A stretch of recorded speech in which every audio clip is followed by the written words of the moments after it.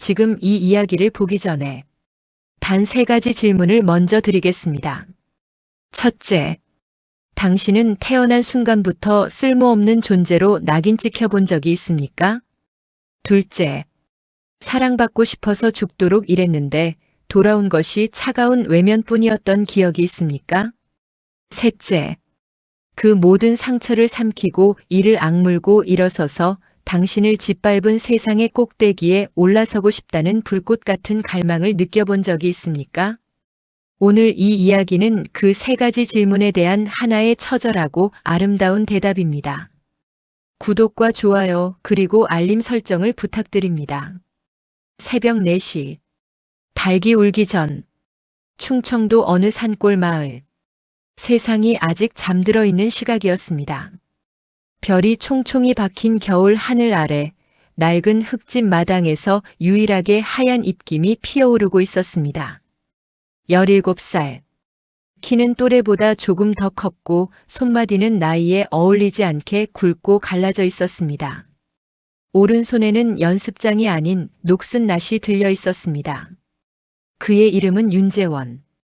집안에서 그를 부르는 호칭은 단 하나였습니다. 야, 둘째. 이름조차 사치였습니다. 그는 마당 한쪽에 쌓인 집더미를 향해 걸어갔습니다.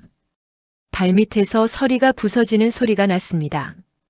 손등에 닿는 새벽 공기는 면도칼처럼 날카로웠습니다. 그는 아무런 군말 없이 낫을 들어 짚을 잘라내기 시작했습니다. 사각. 낫이 허공을 가를 때마다 그의 입에서 짧은 숨이 새어나왔고 서리빨이 허공에 흩어졌습니다. 그 시각 안방에서는 형제들이 코를 골며 자고 있었습니다. 큰형 재민은 덥게 2장을 둘러쓰고 눈을 꼭 감고 있었고 막내 재석은 엄마의 품에 파고들어 새근새근 숨을 쉬었습니다. 둘째인 재원에게만 이불이 없었습니다. 그의 방은 창고 옆 작은 창고 방이었고 그 방의 벽에는 습기로 인한 곰팡이가 피어 있었으며 바닥은 한겨울에도 장판 하나로만 버텨야 했습니다. 학교에 가면 그는 다른 사람이 되었습니다. 경기도 충청도 일대의 학생들이 모두 모이는 지역 대표 중고교 연합 모의고사에서 재원은 전교 1등을 단 한 번도 놓친 적이 없었습니다. 국어 100점, 수학 100점, 영어 98점. 과학 선생님은 그를 가리키며 이 아이는 서울대 이공계도 거뜬하다고 했고 국어 선생님은 이 아이의 문장력은 내가 20년 교직 생활에서 본 가장 뛰어난 것이라고 했습니다. 하지만 집에 돌아오면 그 천재성은 죄악이었습니다. 그는 공부를 하면 할수록 더 고통스러웠습니다. 왜냐하면 알면 알수록 자신이 처한 현실이 얼마나 불합리한지를 더 선명하게 이해할 수 있었기 때문입니다. 그래도 그는 멈추지 않았습니다. 지식은 그에게 유일한 무기였으니까요. 아버지 윤병철은 키가 크고 어깨가 넓은 사람이었습니다. 농사일로 단련된 몸은 단단했고 목소리는 쩌렁쩌렁했습니다. 동네에서는 씩씩한 가장으로 통했고 새마을 운동 시절 마을 회장을 맡았을 만큼 지역 유지였습니다. 하지만 그 집 마당에서 재원에게만큼은 그 몸이 위협이었고 그 목소리는 공포였습니다. 야, 둘째. 거기서 뭐하냐? 논에 물 들어오는 거 막았어? 낫을 들고 뛰며 지금 가겠습니다. 뛰어가면 뭐해? 벌써 다 샜겠지. 이 멍청한 놈. 재원은 이를 악물었습니다. 말은 하지 않았습니다. 말을 하면 더 많은 일이 생긴다는 것을 그는 일찌감치 배웠습니다. 그날도 그는 낫질을 3시간 하고 녹물 관리를 2시간 하고 소여물을 준비하고 그 모든 것이 끝난 뒤에야 방으로 들어갈 수 있었습니다. 밖에는 눈이 내리기 시작했습니다. 창고 방 안은 손가락이 굳어갈 만큼 추웠지만 그는 손을 입김으로 녹여가며 영어 단어장을 펼쳤습니다. 보케이션 소명, 천직, 에스퍼레이션 열망, 포부, 퍼서비런스 인내, 끈기. 그는 각 단어를 소리내어 읽으며 눈물을 참았습니다. 하지만 마지막 단어에서 눈물이 한 방울 떨어졌습니다. 퍼서비런스. 그것은 단순한 영어 단어가 아니었습니다. 그것은 그의 선언문이었습니다. 나는 버티겠다. 버티다 못해 쓰러지더라도 기어서라도 가겠다. 그날 밤 눈이 세상을 하얗게 덮었습니다. 그 하얀 세상 어딘가에 한 소년의 분노와 열망이 불꽃처럼 타고 있었습니다. 아무도 그 불꽃을 보지 못했습니다. 하지만 그 불꽃은 10년 뒤 세상을 삼킬 거대한 화염의 씨앗이었습니다. 1993년 여름이었습니다. 논에서는 벼가 고개를 숙이고 있었고 마당에는 수박이 익어 달큰한 냄새를 풍겼습니다. 마을 어귀 개울에서 아이들이 첨벙거리는 소리가 들렸습니다. 어느 집에서나 저녁 밥 짓는 연기가 피어올랐고 세상은 평화로워 보였습니다. 하지만 윤씨 가문의 마당에서 재원은 저녁 내내 멈추지 않았습니다. 낮 12시에 시작한 밭고랑 만들기는 해가 기울도록 끝나지 않았습니다. 그는 땀이 눈에 흘러들어 따가워도 손으로 닦지 않았습니다. 잠깐 멈추면 아버지가 또 쉬냐? 라고 할 것이 뻔했기 때문입니다. 형 재민은 낮 2시가 되자 오늘은 좀 더워서요라며 슬그머니 집 안으로 들어갔습니다. 아버지는 그것을 보고도 아무 말도 하지 않았습니다. 재원은 혼자 남아 일을 마저 했습니다. 저녁이 되었습니다. 부엌에서 김이 모락모락 나는 쌀밥 냄새와 함께 고기 굽는 냄새가 퍼져나왔습니다. 재원의 배가 꿀꺽 소리를 냈습니다. 오늘은 장에 나가 돼지고기를 사왔다고 했습니다. 그는 밥상이 차려지기를 기다렸습니다. 아버지, 어머니, 큰형 재민, 막내 재석이 차례로 앉았습니다. 밥그릇이 하나씩 내려졌습니다. 고기 냄새가 코를 찔렀습니다. 재원은 자신의 자리로 다가갔습니다. 그 자리에는 밥그릇이 없었습니다. 아무것도 없었습니다. 재원은 잠시 멈췄습니다. 눈을 깜빡였습니다. 어머니가 빠뜨린 것인가 생각했습니다. 아니면 자신이 먼저 떠야 하는 것인가. 그때 아버지의 목소리가 밥상 위에 떨어졌습니다. 넌 오늘 일을 덜 했으니 먹지 마라. 공기가 얼었습니다. 재원은 말없이 서 있었습니다. 어머니는 눈을 내리깔았습니다. 큰형 재민은 고기를 집어 입에 넣었습니다. 막내 재석만이 형을 빤히 바라보았습니다. 그 눈빛에는 연민이 있었지만 감히 말은 꺼내지 못했습니다. 재원은 뒤로 물러났습니다. 방으로 들어왔습니다. 그리고 오늘 처음으로 가방을 열었습니다. 교과서를 펼쳤습니다. 배가 고파 글자들이 흔들렸습니다. 그는 눈을 꾹 감았습니다. 그리고 뭔가를 결심했습니다. 사람은 밥을 먹어야 살 수 있습니다. 하지만 어떤 사람은 분노를 먹고 삽니다. 재원에게 그날 저녁은 평생을 버틸 분노의 씨앗이 심어진 순간이었습니다. 그 다음 날 학교에서 담임 선생님이 재원을 불렀습니다. 재원아, 이거 봐라. 선생님이 내민 것은 흰 봉투였습니다. 봉투를 열자 서류 한 장이 나왔습니다. 서울명문고 전액 장학생 특별 추천서. 전국 학생 중 학업 성취도, 잠재력, 교사 추천을 종합하여 단 10명을 선발하는 특별 프로그램이었습니다. 선발되면 4년 장학금, 기숙사, 학원비까지 전액 지원. 대학 입학 특기자 전형 우선 추천. 사실상 서울 대행 티켓과 같은 것이었습니다. 내가 20년 교사 생활하면서 이 추천서를 써본 게 처음이야. 재원이 내가 이걸 받을 자격이 있어. 재원은 떨리는 손으로 추천서를 받아들었습니다. 그날 저녁 그는 그것을 품에 안고 집으로 달렸습니다. 진흙이 튀어도 개의치 않았습니다. 심장이 쿵쿵거렸습니다. 드디어 이 집에서 나갈 수 있겠다는 생각이 머릿속을 가득 채웠습니다. 서울, 공부, 새로운 삶. 그 세 단어가 머릿속에서 빙글빙글 돌았습니다.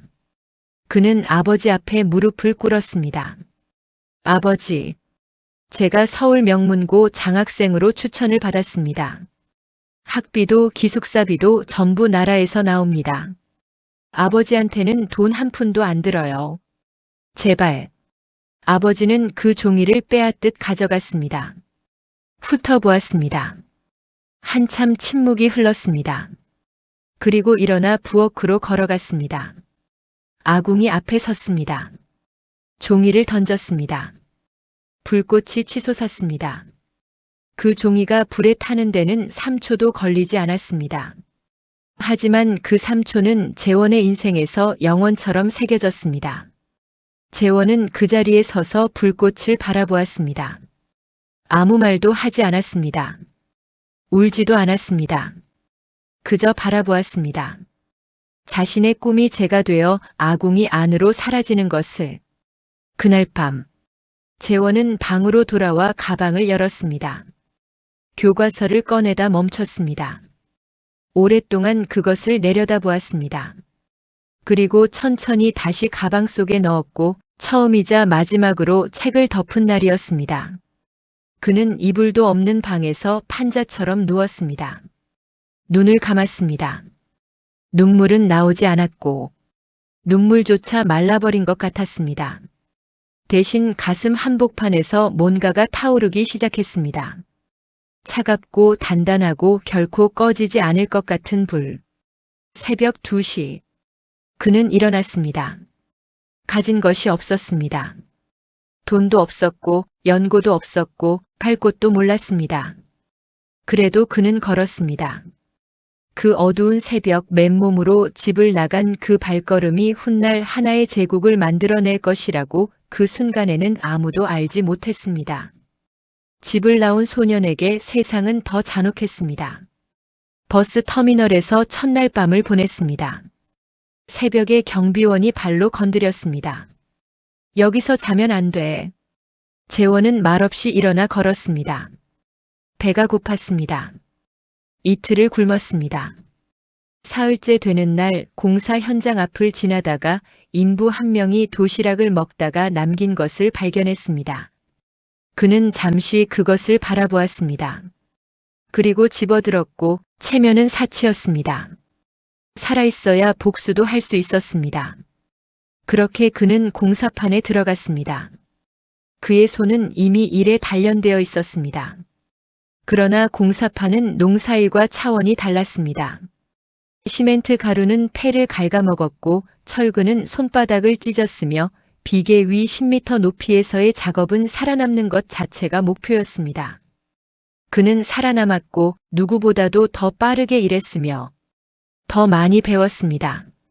시멘트 배합비, 철근 결속 방법, 거푸집 제작 기법 남들이 대충 넘어가는 기술들을 그는 하나하나 꼼꼼히 익혔습니다.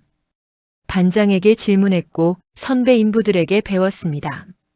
저녁에는 쓰레기통에서 주운 신문을 읽으며 세상 돌아가는 것을 파악했습니다.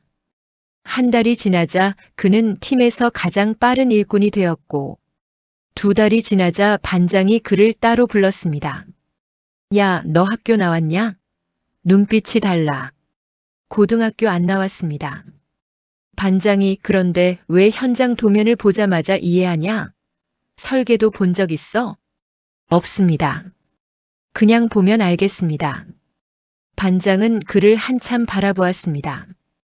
그리고 고개를 저으며 반장이 너는 이 바닥에 있을 놈이 아닌데. 하지만 재원은 그 바닥에 있었습니다. 왜냐하면 그 외에 달리 갈 곳이 없었으니까요. 사고는 3년째 되던 해 겨울에 일어났습니다. 인천 모 아파트 신축 공사 현장. 5층 비계. 그날은 눈이 내렸습니다. 비계 위는 미끄러웠습니다. 재원은 발판을 하나하나 확인하며 올라갔습니다. 그런데 그가 딛고 선 발판이 갑자기 부러졌습니다. 안전고리가 채워져 있지 않았습니다. 그는 허공으로 떨어졌습니다. 쿵. 눈이 가득 쌓인 공사장 바닥에 떨어졌고 눈이 충격을 조금 흡수해 주었습니다. 그러나 왼쪽 팔이 이상한 각도로 꺾였고 갈비뼈 2개가 부러졌습니다. 머리에서 피가 흘렀습니다. 동료들이 달려왔고 재원은 의식이 흐릿해지는 중에도 눈을 뜨려고 했습니다. 그 순간 머릿속에서 목소리가 들렸습니다. 아버지의 목소리였습니다. 넌 필요 없어. 어차피 안 될 놈이야. 재원의 눈이 번쩍 떠졌습니다. 아직 안 끝났다. 그것은 스스로에게 한 말이었습니다. 크지 않았습니다. 하지만 그 말이 나오는 순간 재원은 느꼈습니다. 자신 안에서 뭔가가 변했다는 것을. 공포가 사라졌으며 고통이 뒤로 물러났습니다. 그 대신 차갑고 선명한 의지 하나가 그 자리를 채웠습니다. 그는 그 순간 결심했습니다. 더는 감정으로 살지 않겠다고. 아픔을 느끼는 대신 그것을 분석하겠다고. 실패를 슬퍼하는 대신 그것에서 데이터를 추출하겠다고. 그는 자신을 기계로 만들기로 했습니다. 그리고 그 기계의 유일한 목표는 단 하나, 올라가는 것이었습니다. 병원비가 없었습니다. 현장 소장은 당신이 부주의했으니 우리 책임 없다고 했습니다. 재원은 그 말을 가슴에 새겼으며 분노를 느꼈지만 표출하지 않았습니다. 대신 다짐했습니다. 언젠가 이 구조 안에서 소장이 아닌 건물주가 되겠다고. 퇴원하고 사흘 후 그는 다시 현장에 나타났습니다. 팔에 깁스를 하고. 동료가 야 미쳤어? 그 몸으로? 비계는 못 올라가니까 아래서 할 수 있는 거 시켜줘. 그는 한 손으로 시멘트를 비볐으며 한 손으로 철근 결속선을 묶었습니다. 그리고 밤마다 찾아간 곳은 헌책방이었습니다. 건축 관련 책, 경제 관련 책, 부동산 관련 책. 읽을 수 있는 것은 모두 읽었습니다. 이해가 안 되면 밑줄을 치고 반복했으며 잠은 하루 4시간이었습니다. 그렇게 5년이 흘렀습니다. 재원에게 기회가 찾아온 것은 24살 때였습니다. 1999년 IMF 여파가 채 가시지 않은 대한민국. 부도난 건설사의 현장 소장이 도주했습니다. 완공 80%의 아파트가 방치되었습니다. 재원은 그 현장 인부들을 모았습니다. 이 아파트 우리가 마저 올립시다. 완공되면 시행사에서 미지급 임금을 받아낼 수 있습니다. 제가 법적으로 알아봤습니다. 처음에는 아무도 따르지 않았으나 재원은 포기하지 않았습니다. 밤새 서류를 뒤지고 법원에 가서 자문을 구하고 채권자 목록을 작성했습니다. 그리고 한 명을 설득했으며 결국 22명의 인부가 그를 따르기로 했습니다. 2달의 사투 끝에 아파트가 완공되었습니다. 재원이 작성한 채권 서류는 법원에서 받아들여졌으며 체불 임금 전액 회수. 거기에 더해 재원은 시행사로부터 별도 합의금을 얻어냈습니다. 인부들은 그에게 박수를 쳤습니다. 하지만 재원에게 그것보다 소중했던 것은 따로 있었습니다. 그것은 그 과정에서 그가 발견한 하나의 진실이었습니다. 돈의 흐름을 이해하는 사람이 땀을 흘리는 사람을 이긴다. 그것이 잔인하다고 생각했습니다. 하지만 틀리지 않았습니다. 재원은 그날부터 방향을 바꾸었습니다. 몸으로 버는 시대를 끝내기로 했습니다. 재원은 공사판을 떠났습니다. 작은 건설 중개업으로 시작했으며 현장 경험이 있었기에 어떤 건물이 무너질 건물이고 어떤 건물이 오를 건물인지 본능적으로 알 수 있었습니다. 발품을 팔았습니다. 등기부등본을 수백 장 분석했으며 사람들이 눈여겨보지 않는 허름한 건물에 숨겨진 가치를 읽었습니다.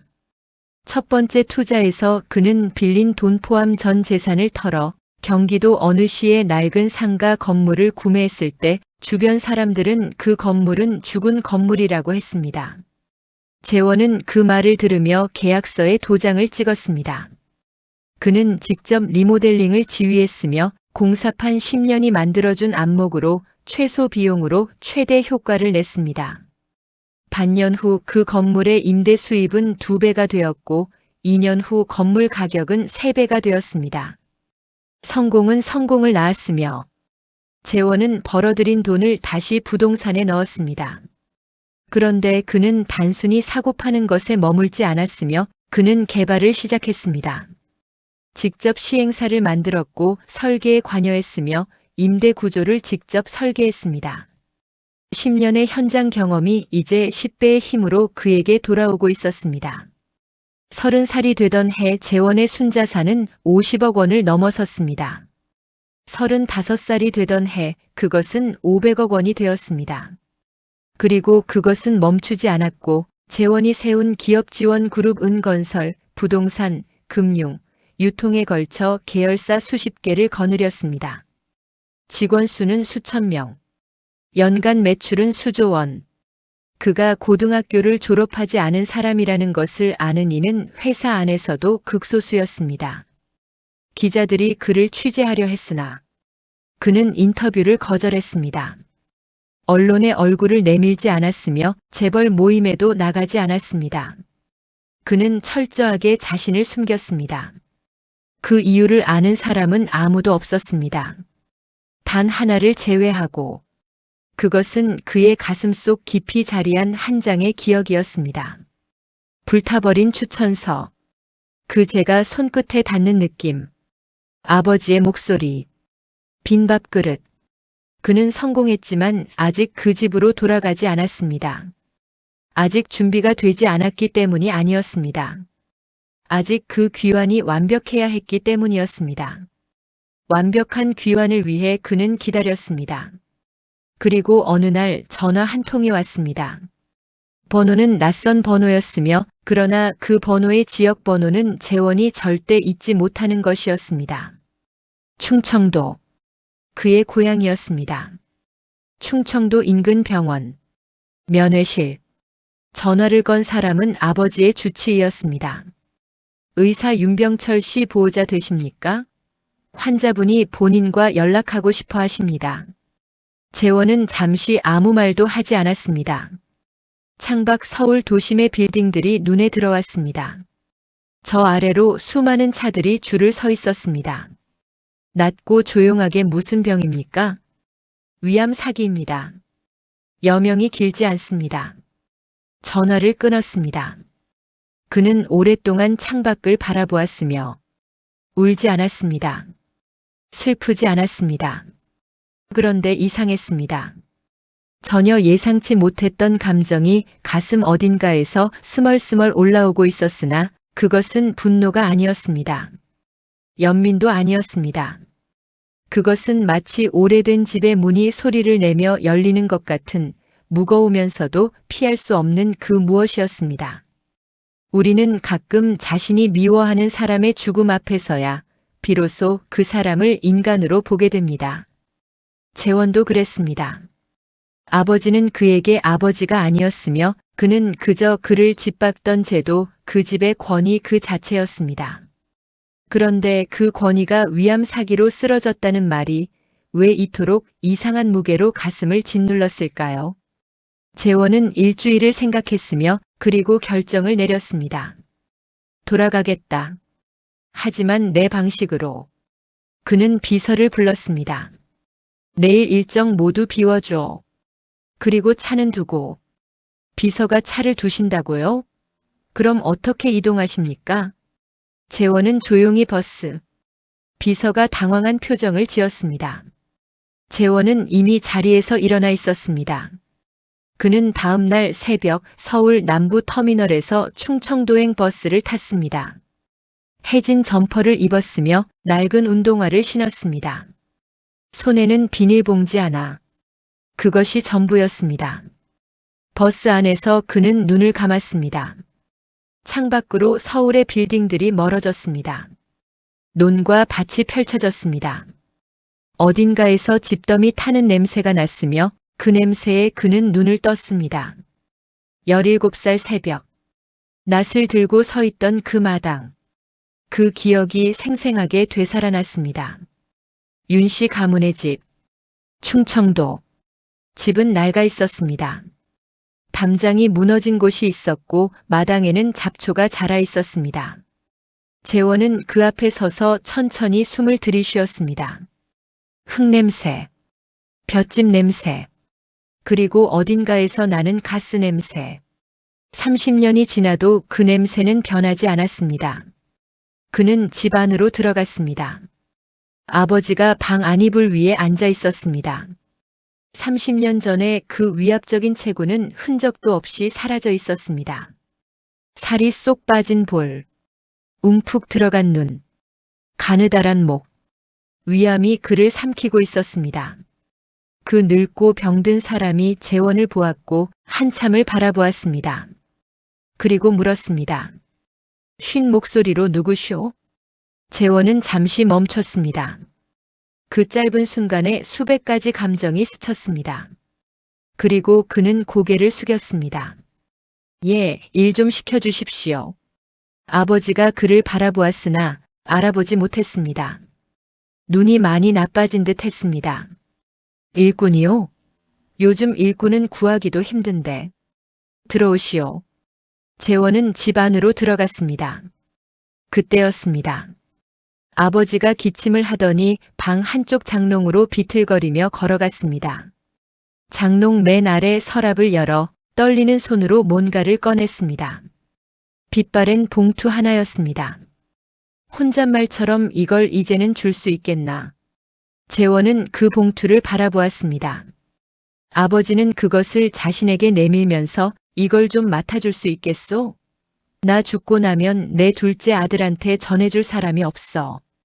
재원은 봉투를 받아들었습니다. 그것이 무엇인지 아직 알 수 없었습니다. 그날 밤, 혼자 방에 앉아 봉투를 열어보니 그 안에는 두 가지가 있었습니다. 하나는 사진이었으며 젊은 여자의 사진이었습니다. 어딘가 낯익은 눈빛이었으며 뒷면에는 이렇게 적혀 있었습니다. 박술래 1965년생 고 박기철의 처. 재원의 손이 멈췄습니다. 박기철. 그 이름은 재원이 알지 못하는 이름이었습니다. 그런데 왜 그 이름이 심장 어딘가를 건드리는 느낌이 들었을까요? 다른 하나는 편지였습니다. 오래되어 노랗게 변한 편지지에 굵고 거친 글씨가 빼곡히 채워져 있었습니다. 병철이한테.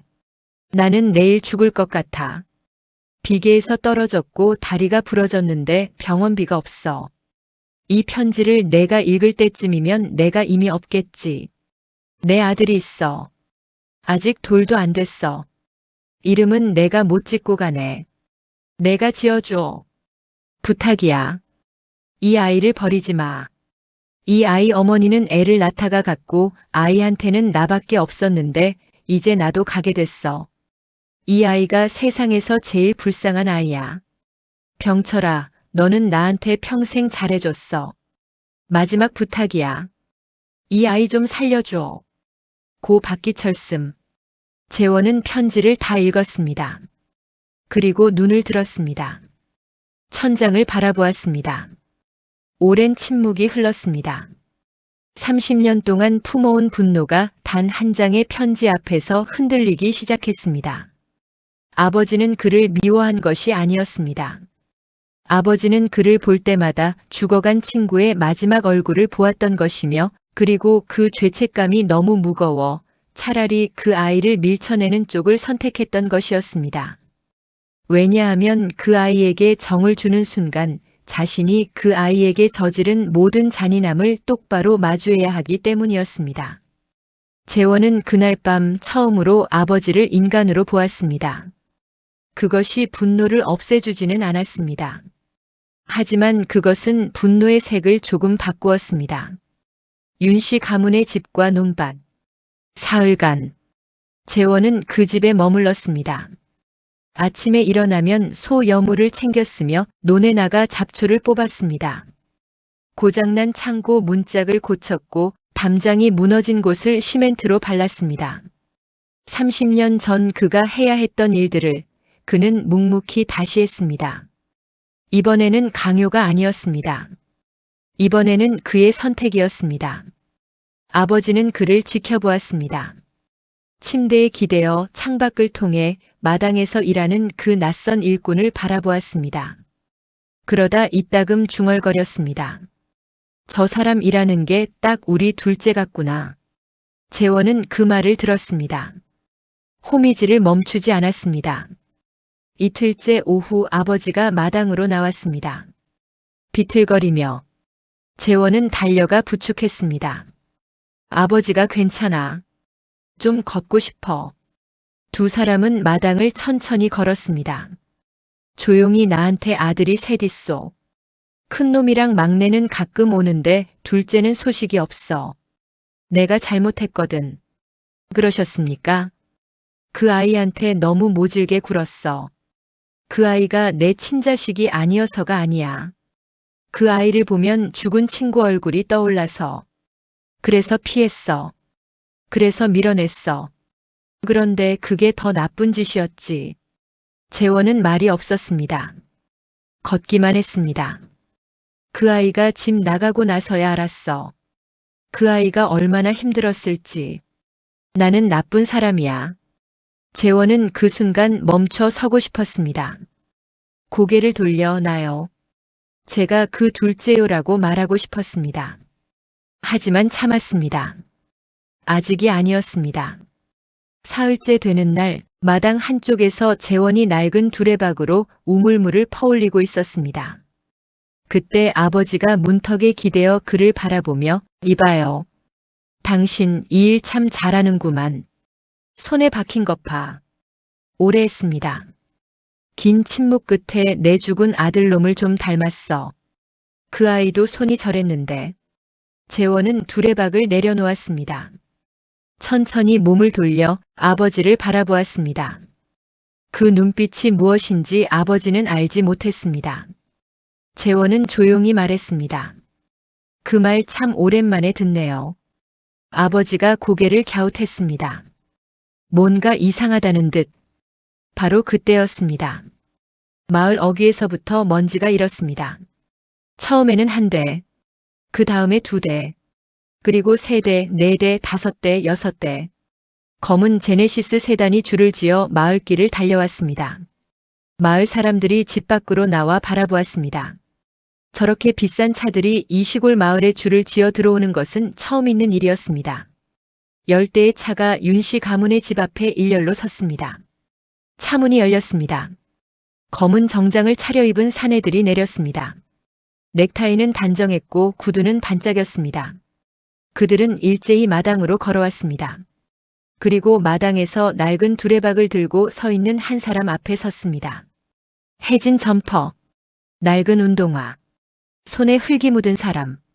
그 사람 앞에서 검은 정장의 사내 10명이 일제히 허리를 90도로 굽혔습니다.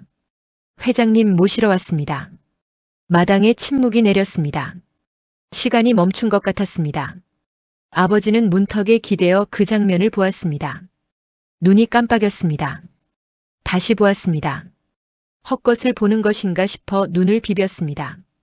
하지만 그것은 헛것이 아니었습니다. 그 낯선 일꾼이 회장이었습니다. 세상이 뒤집어지는 느낌이란 이런 것입니다. 내가 알고 있다고 생각했던 것이 실제로는 전혀 다른 것이었음을 알게 되는 순간. 아버지는 그 순간 자신이 만난 이 낯선 일꾼이 누구인지 아직 몰랐습니다. 하지만 뭔가가 가슴을 세게 치는 것은 느끼고 있었습니다. 재원은 직원들을 향해 짧게 고개를 끄덕였습니다. 잠깐 기다려. 그는 천천히 아버지 쪽으로 걸어갔습니다. 두 사람이 마주 섰습니다. 재원은 아버지를 정면으로 바라보았습니다. 아버지의 눈이 흔들렸습니다. 뭔가를 느끼고 있었습니다. 아직 확신하지는 못하는 얼굴이었습니다. 재원은 천천히 주머니에 손을 넣었습니다. 그리고 꺼냈습니다. 낡고 색이 바래고 바스러질 듯한 종이 한 장을. 재원은 그 종이를 마당 앞 낡은 평상 위에 조심스럽게 올려놓았습니다. 그것은 세월의 사가 두 군데가 이어붙인 흔적이 있었습니다. 스카치 테이프로 붙인 것이었습니다. 10년 전 아버지가 아궁이에 던진 그 순간부터 재원이 한 조각씩 모아 간직해 온 그 장학생 추천서였습니다. 아버지가 그것을 내려다보았습니다. 눈이 흔들렸습니다. 손이 떨렸습니다. 입이 열렸다 닫혔습니다. 이게 어떻게? 아버지가 찢으셨던 제 인생입니다. 그 말이 공기를 가르고 아버지의 가슴으로 박혔습니다. 재원은 계속했습니다. 저는 그날 이후 아버지를 원망하며 살지 않았습니다. 원망할 시간에 일했습니다. 아버지가 버린 그 꿈 대신 저는 맨손으로 더 큰 것을 만들었습니다. 아버지의 눈에서 눈물이 흘렀습니다. 재원은 그것을 보았습니다. 하지만 멈추지 않았습니다. 아버지, 이제 아시겠습니까? 저는 죽지 않았습니다. 쓰러지지도 않았습니다. 아버지가 버린 이 종이 한 장을 저는 평생 가슴에 품고 살았습니다. 왜인지 아십니까? 아버지는 대답하지 못했습니다. 잊지 않기 위해서입니다. 다시는 이 고통을 반복하지 않기 위해서입니다. 그리고 언젠가 바로 이 순간을 위해서입니다. 마당이 조용했습니다. 직원들은 고개를 숙인 채 서 있었습니다. 마을 사람들 몇이 담장 너머로 이 장면을 보고 있었습니다. 아버지가 무릎을 꿇으려 했습니다. 재원이 팔을 잡아막았습니다. 그러지 마세요. 재원아, 내가 잘못했다. 알고 있습니다. 아버지가 울었습니다. 노인의 울음은 처절했습니다. 소리를 내지 않으려고 입을 꽉 다물었지만 어깨가 들썩였습니다. 그 모습이 재원의 가슴 어딘가를 찔렀습니다. 하지만 그는 표정을 굳혔습니다. 아직이 아니었습니다. 아직 해야 할 말이 남아 있었습니다. 재원은 방 안으로 들어갔습니다. 아버지를 부축해 이불 위에 앉혔습니다. 창밖으로 해가 기울었습니다. 방 안이 주황빛으로 물들었습니다. 두 사람은 한동안 아무 말도 하지 않았습니다. 마침내 아버지가 입을 열었습니다. 재원아, 이 집은 어떻게 하겠냐? 재원은 방 안을 천천히 둘러보았습니다. 곰팡이 핀 벽, 낡은 장롱, 삐걱거리는 문. 자신이 어린 시절 갇혀있던 창고방이 바로 저 문 뒤에 있었습니다. 건들지 않겠습니다. 왜? 여긴 제가 처음으로 버려진 곳이니까요. 잠시 침묵. 이 지옥 같은 기억을 그대로 보존해야 제가 다시는 여기로 고개를 돌리지 않을 것 같아서 말입니다. 이 집은 제 기억에 닫힙니다. 무너뜨리면 잊어버릴까 두렵습니다.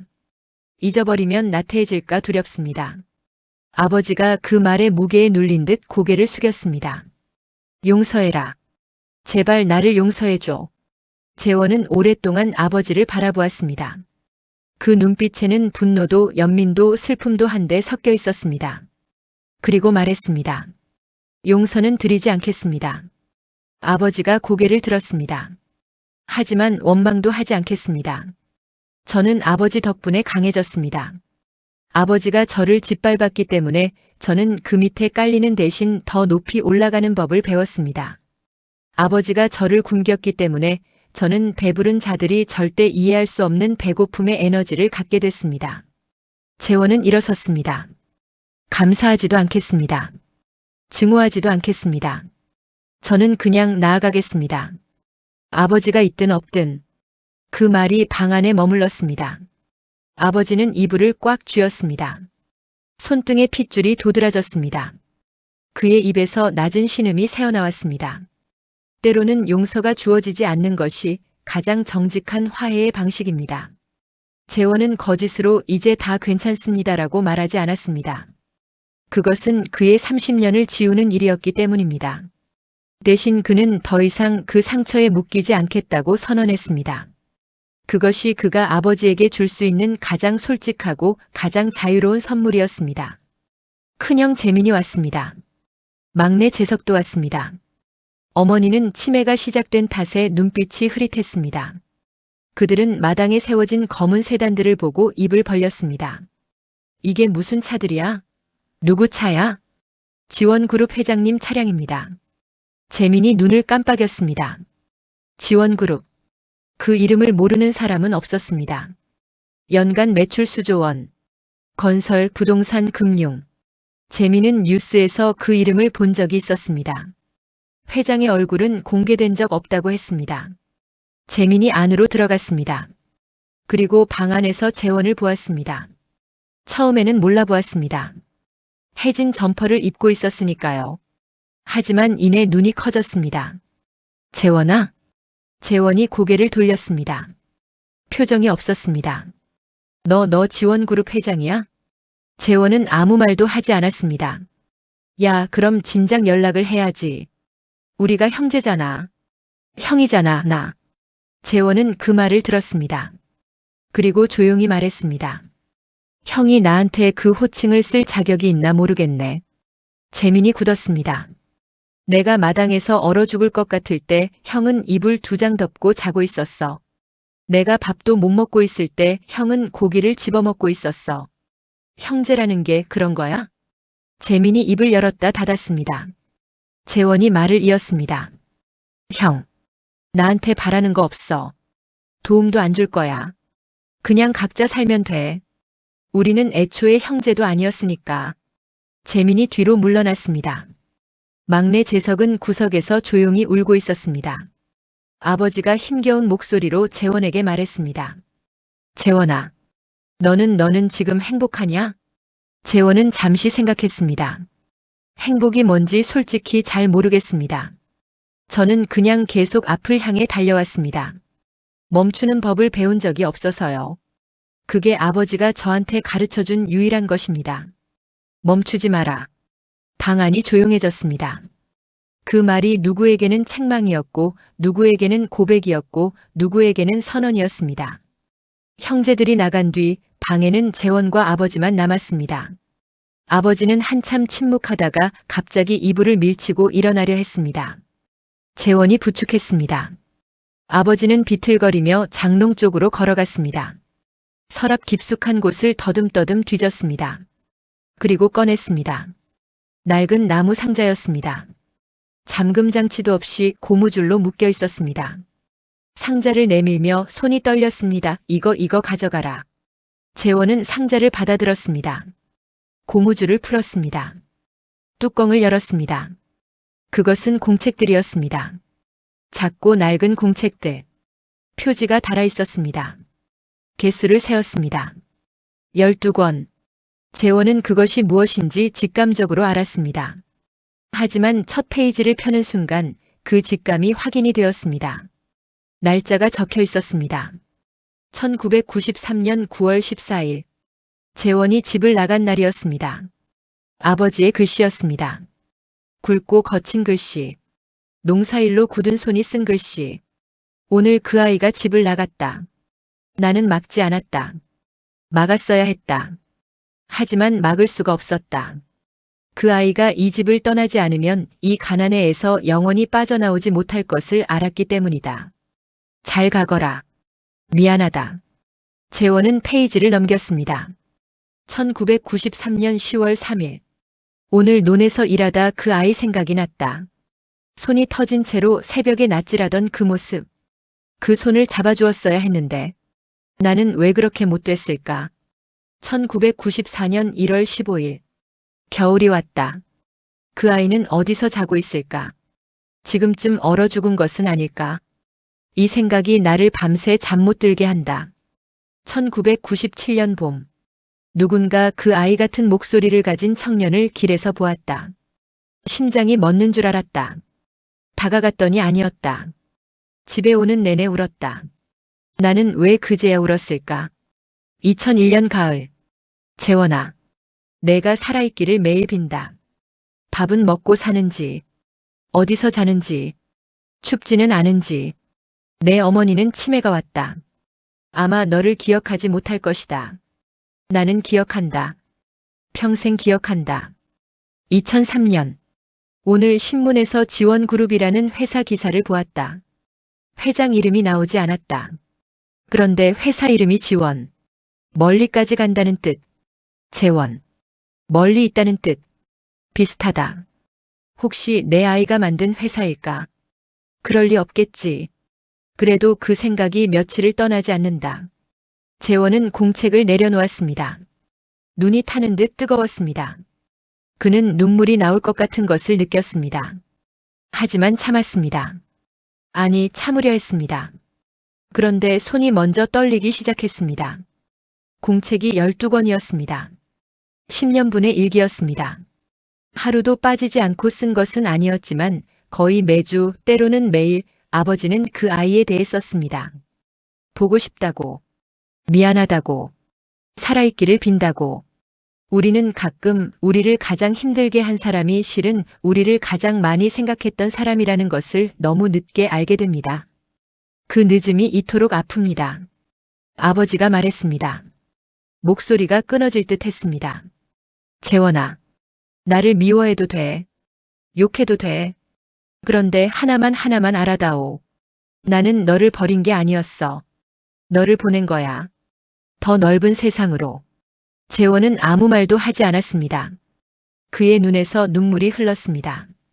그것은 그가 17살 이후로 처음 흘리는 눈물이었습니다. 원망의 눈물이 아니었습니다. 분노의 눈물도 아니었습니다. 그것은 30년 만에 처음으로 들은 아버지의 사랑이 가슴을 뚫고 나오는 고통스럽고도 처절한 자각의 눈물이었습니다. 재석이 밥을 지었습니다. 재원은 그것을 알면서도 말리지 않았습니다. 모두 함께 앉았습니다. 재원, 재민, 재석, 그리고 아버지. 밥상이 차려졌습니다. 오랜만에 돼지고기가 올라왔습니다. 재원은 그 밥상을 바라보았습니다. 30년 전 이 자리에서 그는 밥그릇을 받지 못했습니다. 오늘 이 자리에서 밥그릇이 가장 먼저 그의 앞에 놓였습니다. 그는 고기 한 점을 집어 입에 넣었습니다. 씹었습니다. 삼켰습니다. 그리고 멈췄습니다. 그런데 말입니다. 이제 아무 맛이 안 나네요. 재민이 어리둥절한 표정을 지었습니다. 재석이 고개를 들었습니다. 재원의 눈에서 눈물이 흘렀습니다. 또 그는 손으로 눈물을 닦지 않았습니다. 그냥 흘러내리게 두었습니다. 30년 동안 이 밥상이 먹고 싶었어요. 이 고기가, 이 따뜻한 밥이. 근데 이제 막상 앞에 있으니까 그냥 그래요. 그냥 밥이에요. 아무것도 특별하지 않아요. 그 말이 방 안을 고요하게 만들었습니다. 그때 그 배고픔이 저를 살게 했던 거예요. 그 고통이 저를 움직이게 했던 거예요. 근데 이제 그게 없어지니까 뭔가 텅 빈 것 같아요. 아버지가 손을 뻗었습니다. 재원의 손 위에 얹으려 했습니다. 재원은 손을 거두지 않았습니다. 아버지의 손이 그의 손 위에 얹혔습니다. 차갑고 마른 손이었습니다. 두 사람은 한동안 그렇게 있었습니다. 아무 말도 하지 않았습니다. 할 말이 너무 많아서 어디서부터 시작해야 할지 알 수 없어서 그냥 조용히 있었습니다. 그것이 어쩌면 그들의 가장 정직한 대화였는지도 모릅니다. 30년 동안 나누지 못한 모든 말들이 그 침묵 속에 다 들어있었으니까요. 재민이 조용히 재원에게 다가왔습니다. 쭈뼛거리며 앉았습니다. 재원아, 나도 미안하다. 재원은 형을 바라보았습니다. 그때 내가 너한테 잘해줬어야 했는데, 고기 먹을 때 너한테 나눠줬어야 했는데, 근데 나도 그때는 어렸고 아버지 눈치 보느라. 재원은 잠시 형을 바라보았습니다. 그리고 말했습니다. 형은 어렸으니까. 그래도 됐어, 형. 그냥 지금부터 잘 살아. 그게 나한테 해줄 수 있는 전부야. 재민이 고개를 숙이고 눈물을 훔쳤습니다. 재석이 다가왔습니다. 막내는 아무 말도 하지 않고 재원을 안았습니다. 재원은 잠시 굳어 있다가 천천히 팔을 들어 재석의 등을 두드렸습니다. 형 보고 싶었어. 나도. 그 짧은 두 글자가 마당으로 퍼졌습니다. 그때 아버지가 문을 열고 나왔습니다. 지팡이를 짚고 재원이 달려가 부축했습니다. 울먹이며 재원아. 미안하다. 내가 잘못했다. 제발 이 아비를 용서해. 아버지가 통곡했습니다. 재원은 그 앞에 서 있었습니다. 아버지의 손이 그의 옷자락을 붙잡았습니다.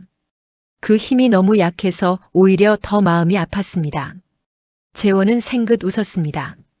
그 미소는 어떤 감정이 담긴 것인지 정확히 설명하기가 어려웠습니다. 슬픔인지 체념인지 안도인지 그 모든 것인지. 서늘하면서도 한없이 따뜻했고 단단하면서도 아릴 만큼 연약했습니다. 용서하지 마세요. 저도 아버지를 용서하지 않을 겁니다. 용서라는 건 너무 쉬운 거잖아요. 우린 그보다 더 복잡한 사이잖아요. 아버지가 울음을 참으며 그를 바라보았습니다. 우린 이제 평생 서로를 그리워하며 남으로 사는 겁니다. 아버지는 저를 보내고 평생 일기를 썼고 저는 이 찢어진 종이를 평생 품고 살았어요. 그게 우리의 방식이에요. 그게 우리한테 남은 유일한 예의입니다. 아버지가 아들의 이름을 불렀습니다. 재원아. 재원은 천천히 아버지의 손을 잡았습니다. 꽉 쥐었습니다. 그리고 놓았습니다. 그것이 전부였습니다. 재원은 새벽에 일어났습니다. 모두가 잠든 시각이었습니다. 그는 이불을 개어놓고 일어났습니다. 세면장에서 손을 씻었습니다. 거울을 보았습니다. 그 안에는 17살 소년의 눈빛을 가진 40살의 남자가 있었습니다. 그는 짐을 챙겼습니다. 짐이랄 것도 없었습니다. 비닐봉지 하나. 그 안에 아버지의 일기장 12권. 대문 앞에서 멈췄습니다. 그 집을 돌아보았습니다.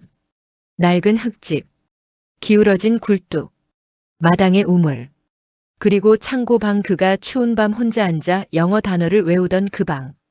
재원은 오래 그것을 바라보았습니다. 그리고 고개를 돌렸습니다. 어떤 이별은 뒤를 돌아보는 것으로 완성되지 않습니다. 앞을 보는 것으로 완성됩니다. 차에 올랐습니다. 엔진이 조용히 켜졌습니다. 차가 움직이기 시작했습니다. 창밖으로 점점 작아지는 그 낡은 집이 보였습니다. 마당에서 우물이 보였습니다. 담장이 보였습니다. 그리고 문틈으로 살짝 빠져나온 불빛이 보였습니다. 아버지가 일어나 있었습니다. 창문으로 차를 바라보고 있었습니다. 두 사람의 눈이 마주쳤습니다. 아니, 마주쳤는지는 알 수 없었습니다. 거리가 너무 멀었고 새벽이 너무 어두웠습니다. 하지만 재원은 느꼈습니다. 아버지가 그를 보고 있다는 것을. 그는 차창 유리에 손을 얹었습니다. 한 박자 멈췄습니다. 그리고 손을 내렸습니다. 차가 마을 어귀를 빠져나갔습니다. 재원은 소리내어 울지 않았습니다. 다만 주머니 속에 든 아버지의 낡은 일기장을 꽉 쥐었습니다. 그의 눈에서 눈물이 한 줄기 흘렀습니다. 닦지 않았습니다. 그냥 흐르게 두었습니다. 아침이 밝아오고 있었습니다. 아버지 윤병철은 세상을 떠났습니다. 위암이 빠르게 진행된 탓에 재원이 다녀간 후 석 달을 버티지 못했습니다. 마지막까지 의식은 있었다고 했습니다. 유언은 단 하나였습니다. 그 아이에게 내 소식을 전하지 마라. 그 아이의 화려한 인생에 내가 짐이 되게 하지 마라. 그 아이는 이제 이곳과 관계없는 사람이다. 재민이 재원에게 연락하지 않으려 했습니다. 하지만 재석이 전화를 했습니다. 형, 아버지 돌아가셨어. 전화기 너머로 긴 침묵이 흘렀습니다. 알겠어. 그것이 전부였습니다. 재원은 장례식장에 가지 않았습니다. 형제들이 섭섭해할 것을 알면서도 가지 않았습니다. 왜냐하면 아버지의 유언이 그것이었으니까요. 그 아이가 짐을 지게 하지 마라. 재원은 아버지의 마지막 말을 따랐습니다. 그것이 그가 아버지에게 줄 수 있는 마지막 예의였습니다. 대신 그는 다른 것을 했습니다. 그는 회사로 갔습니다. 그리고 이사회를 소집했습니다. 안건은 하나였습니다. 기반이 취약한 지역 건설 현장 노동자들을 위한 복지재단을 설립하겠습니다. 추락사고 피해자 보호 의료비 지원, 체불 임금 회수 법률 지원. 이름은 기철재단으로 합니다. 이사들이 고개를 갸웃했습니다. 기철이 누구냐는 물음이 있었습니다. 저를 이 세상에 남겨둔 사람입니다. 고 박기철. 공사장에서 죽어간 그 젊은 아버지. 갓난아기였던 재원을 윤병철에게 부탁하고 세상을 떠난 그 사람. 재원은 단 한 번도 그 이름을 들어본 적이 없었지만 그 편지 한 장이 자신의 존재를 설명해 주었습니다. 그 이름으로 재단을 만드는 것이 재원이 두 아버지에게 동시에 드리는 헌정이었습니다. 재원은 매년 한 번 비가 오는 날을 골라 묘지를 찾아갑니다. 묘비에는 이름이 있습니다. 하지만 그 이름을 아는 사람은 거의 없습니다. 윤병철. 그리고 그 옆에 작은 돌비석 하나. 박기철 지묘. 재원이 그것을 세웠습니다. 아버지의 묘 옆에 자신의 진짜 아버지의 자리를 만들었습니다. 공사장에서 죽어간 그 젊은 목숨이 묻힌 곳은 아무도 몰랐지만 그것은 상관없었습니다.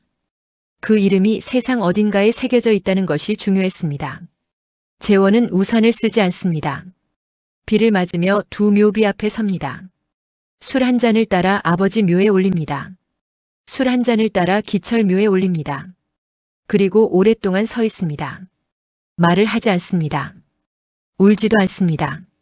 그냥 서 있습니다. 빗소리가 납니다. 흙냄새가 납니다. 어딘가에서 볏짚 타는 냄새가 나는 것 같습니다. 그것은 매년 반복되는 의식입니다. 그리고 그 의식이 끝나야 재원은 다시 서울로 돌아가 그 모든 것을 동력으로 삼아 달릴 수 있습니다. 무덤 앞에서만 그는 잠시 멈춥니다. 그 외의 모든 순간 그는 달립니다. 묘지를 떠나기 전 재원은 주머니에서 작은 것을 꺼냅니다. 그것은 찢어진 종이의 조각입니다. 스카치 테이프로 이어붙인 30년 된 그 추천서 조각입니다. 그는 그것을 손바닥 위에 얹고 바라봅니다. 빗방울이 떨어집니다. 그리고 다시 주머니에 넣습니다. 아직 버릴 수 없습니다. 아직 그것이 필요합니다. 어느 날 한 기자가 재원과 단독 인터뷰에 성공했습니다. 20년 동안 얼굴 한 번 공개하지 않은 그 은둔의 회장. 기자는 떨리는 손으로 녹음기를 켰습니다. 회장님, 지원그룹을 처음 세울 때 이름을 지원으로 하셨는데요. 특별한 이유가 있습니까? 재원은 잠시 생각했습니다. 두 가지 뜻이 있습니다. 하나는 멀리까지 간다는 뜻입니다. 하나는 내 이름 재원에서 왔습니다. 멀리 있다는 뜻이지요. 저는 항상 멀리 있는 사람이었습니다. 모든 것에서, 가족에서, 고향에서, 따뜻함에서, 그래서 그 거리를 이름으로 삼았습니다. 가장 힘들었던 순간은 언제였습니까? 사업이 어려울 때가 아니었습니다. 처음으로 큰 계약에 성공했을 때였습니다. 그날 밤 혼자 회사 편의점에서 컵라면을 먹으면서 아무도 이것을 같이 기뻐해 줄 사람이 없다는 것을 깨달았을 때였습니다. 기자가 잠시 말을 잃었습니다. 가장 기뻤던 순간은요? 재원은 오래 생각했습니다. 그리고 말했습니다. 비 오는 날 묘지에서 돌아오는 길에 차 안에서 기철재단 첫 번째 수혜자가 체불 임금을 받았다는 연락을 받았을 때였습니다. 공사장 인부였습니다. 7개월치 임금. 그 사람이 울면서 감사하다고 했습니다. 저도 모르게 차를 세웠습니다. 그리고 한참을 울었습니다. 기자가 말했습니다. 그게 가장 기뻤다고요? 수조원의 딜을 성사시킬 때가 아니라요? 네. 그때 이 회사를 왜 만들었는지를 기억했으니까요. 지원그룹의 연간 기부액은 공개되지 않습니다. 하지만 업계에서는 수백억 원대라고 알려져 있습니다. 그 돈은 전국의 공사 현장 인부들, 체불 임금 피해자들, 산업재해 피해 가족들에게 흘러갑니다. 재원은 단 한 번도 그것을 광고에 사용한 적이 없습니다. 이 이야기가 가슴에 닿으셨다면 구독과 좋아요를 눌러주세요. 시청해주셔서 감사합니다.